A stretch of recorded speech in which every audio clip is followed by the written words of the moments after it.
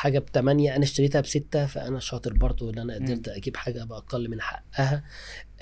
البيزنس عندنا هم عندهم لا يعني انا كنت اشتغل مع الراجل دوت، فكنت مثلا اتفاجأ منه ان ممكن واحد يطلب مننا حاجه وهي عندنا هو ما ينصحوش بيها.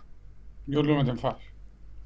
يعني مثلا يجي واحد يقول لنا مثلا انا عايز اروح مثلا جينتك هايلاند، احنا عارفين ان المكان ده فوق سطح الارض، مم. فاحنا شفنا عنده اطفال فمش هيستحملوا نقص فهيكون الاكسجين. برد والنص ده والكلام ده. والله. انت ما يخصكش، انت في الاخر ماليش دعوه، انا واحد هوديه طلب مكان هو منك ايه عايز. حاجه، فيقول له لا والله ما انصحكش بكده، اعمل كذا. فيجي واحد يقول له طيب انا عايز سويت، فيقول له لا طالما هتقعد انت ومراتك بس خد اوضه اقل، مم. خد اعمل ايه. فبدات اشوف مدرسه مختلفه. انا المطلوب مني الراجل عايز يدفع 5، الذكاء ان انا ادفعه في مصر 6، اه. هو لا انت عايز تدفع 5 انا بدفعك 4. الكلام ده لما انا قعدت مع الوقت بقى عرفت ايه اللي بيحصل. العميل ده بينزل بلده بيتحول لنخلة، يقعد يبعت لك ثمار، ده يبعت لك يقول واحد لك روح تاني هناك وده يبعت لك لفلان. لفلان وفلان وفلان. سمعة. طبعا. وسبحان الله والدي ألهنا واحنا صغيرين، وبعد ما درست وعملت اللفة دي كلها واشتغلت تلاقيت الكلمة اللي والدي قالها لي. يعني والدي كان يقول لنا يا ابني التاجر سمعة، لغاية النهاردة بعد كل الكلام ده انت برضه عبارة سمعة. عن سمعة على طول. اتعلمت على قديم يعني ايه بيزنس، فهمته كويس جدا. بعد كده كل ده برضه في مرحلة الوظيفة مم. اشتغلت. رحت لسنغافورة.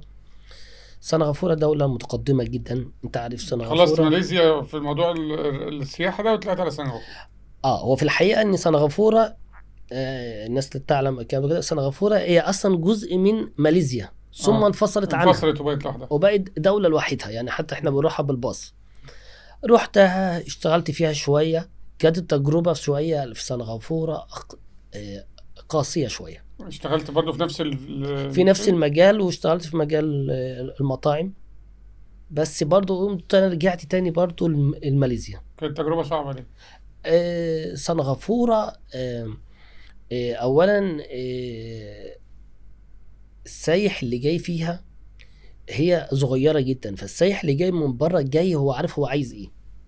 اوكي. والعرب فيها قليلين، يعني العرب شوية بيروح فمجال الماليزيا. شغلك هناك ما. فمجال الشغل والاوروبي زي ما انت فاهم، الاوروبي حاجز الطيران بتاعه من على الابليكيشن عارف كل وحاجز حاجة كذا، ومش عارف محتاج حد. كل حاجه. انت عارف الوقت ان شركات السياحه في العالم كله الوقت بتنقرض. مم. الناس كلها النهارده تشتغل من بيدخل الموبايل من كلنا. الموبايل بيعمل كل حاجه. يعني النهارده نيويورك كلها على بعض ما فيهاش شركتين. مم. فبدات شركات السياحه يعني انا بقى بقول لك من 2011 و12 و13 بالطريقه ديت، لغايه لما جالك عميل عايز يستثمر في ماليزيا، فقال لي عايز اشتري شقتين واستثمر كذا وكذا وكذا. فقلت له عملت له دراسه كده، قلت له ديت لو سياحه اليوم بكذا والاسبوع. فالراجل بص على الارقام استغرب، فقلت انبهر ولا حاجه ما عجبوش. مم. قال لي لا لا لا انا عندي في قطر اكتر من كده والكلام ده. ده مجال العقارات بقى. هو بيتكلم عقار بس هيستخدمه سياحه. يأجروا.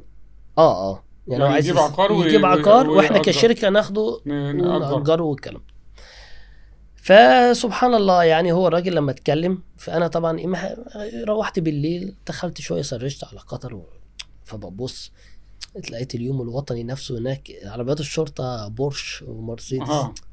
قلت لا يعني ايه فيها تستاهل. فيها فيها لا. فيها فيها فيها فلوس. دولة. وانا قعدت اقرا عنها يوم في التاني في التالت. المهم جيت على اواخر 2012 كل ده كان وقررت. بقالك سنة بس. بقالي سنة. سافرت زيارة قطر.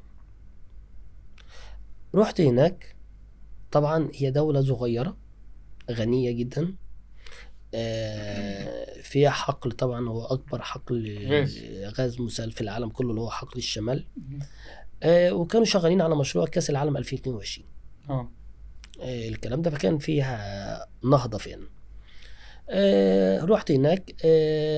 الحمد لله قدمت على منحة. قلت لك أنا برضو في ماليزيا كنت بدرس. انت درست في ماليزيا، خدت درست في دكتوراه؟ ماليزيا. لا درست ماجستير بس ما ما كملتوش كملتش لأن ما كملتش الماجستير. السنة التانية. خلاص سافرت بقى في قطر واخدت برضو سكولارشيب في قطر فونديشن.